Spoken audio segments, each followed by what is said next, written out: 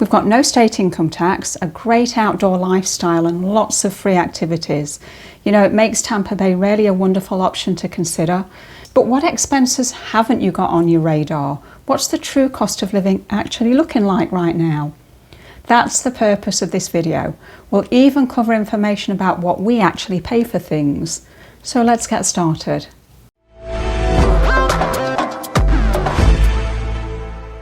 Welcome! If you're new to our channel, I'm Margaret Jackson with the Professional Agent Group at Keller Williams Realty. I and the rest of the team create videos about living and playing in Tampa Bay. We'll show you some of the best neighborhoods to live in, things to think about as you plan a move. If you like what you see, please consider subscribing. That way you'll be notified every time we publish a new video.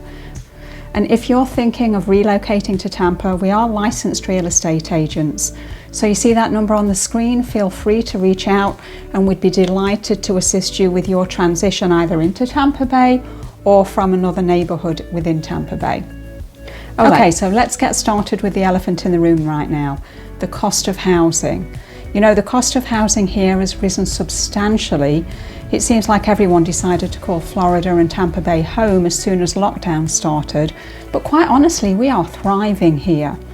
Tampa Bay is the second largest metro in all of Florida, just behind Miami, Fort Lauderdale, which is the largest.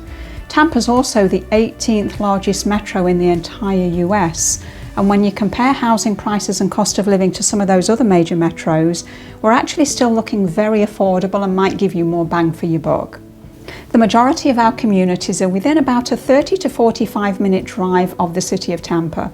You can find waterline and coastline basically everywhere. There's a bunch of different architectural styles. We've got historic districts right up to new construction that's tending to be built on the periphery.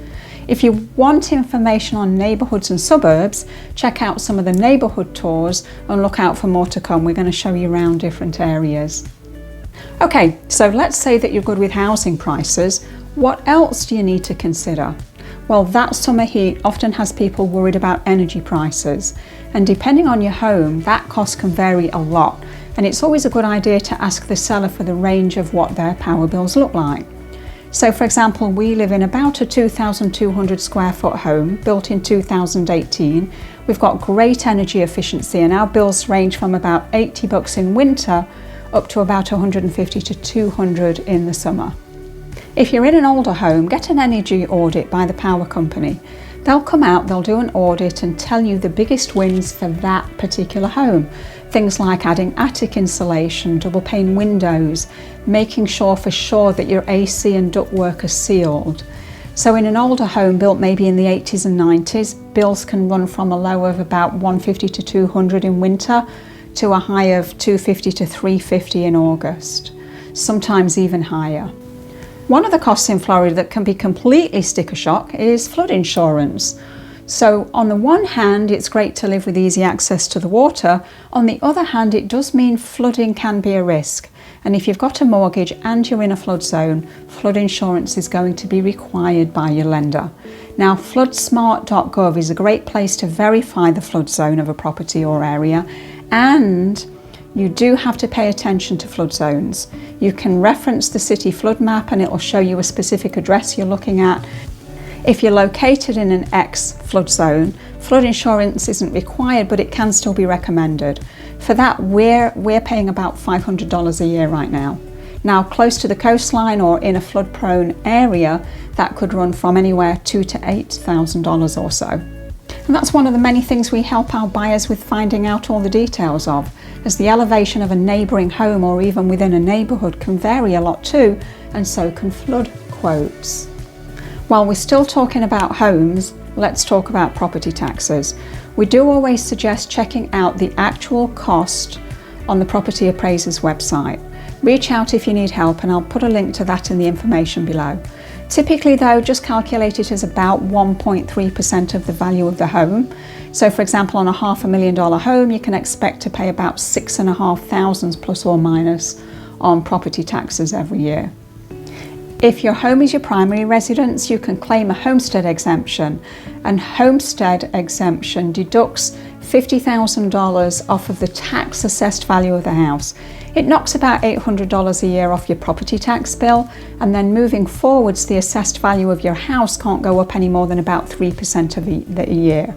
Now, if it's not your primary residence, then your property taxes will rise and fall with the value of your home from the previous tax year. Tampa does have amazing weather, and it's very tropical-like in climate, so we get rain in the summer but not so much in the winter, but you are going to need to keep up with your lawn and landscaping all year, especially in spring, summer and fall. And I do mean weekly.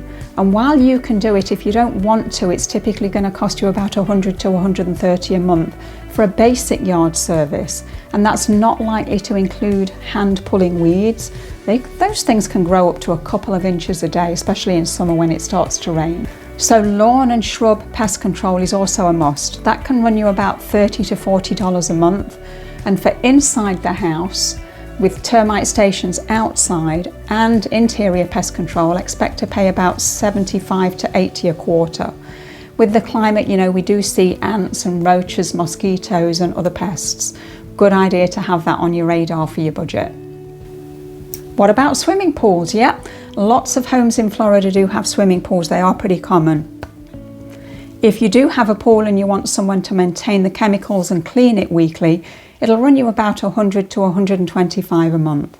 On top of that, expect to pay a couple of $100 a year for new filters and plan on a new pool pump every few years. Then there's the cost of heating it. If you do want to be in it most of the year, you can do gas, solar or electric. There's lots of options. With natural gas to heat a pool in winter, it could increase your gas bill about $200 a month. Wages, on the other hand, somewhat typically lower than the national average.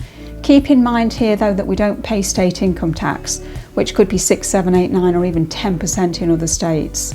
So with a good income, it's a great lifestyle, but recent reports are showing that homes bringing in minimum wage are struggling with the increases in rent, home, food, gas, and basically everything else that's going up in price. Transportation, oh my gosh, gas right now, it's hovering right around $4.75 to $5 a gallon of regular.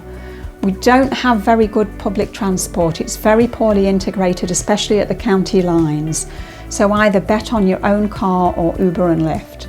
Traffic can be a nightmare depending on time of day and which direction you're going. So plan ahead for time on the road and make sure to ask about local traffic conditions and check drive times on Google too. There's always something going on around Tampa Bay, and our beaches aren't the only thing great about the bay. We've got access to some of the greatest beaches and boating in the country, and a lot of that can be free. But while you're not on vacation, you can get to live like you are. If you like theme parks and attractions, allow for that in your budget. As a Florida resident, we do get a ton of discounts for most of the theme parks, including Disney World. It's about an hour to an hour and a half away from the Bay Area. If you're considering relocating to the area and want assistance deciding where's best for you, take a look at that number on the screen, give us a call, text us, send us an email.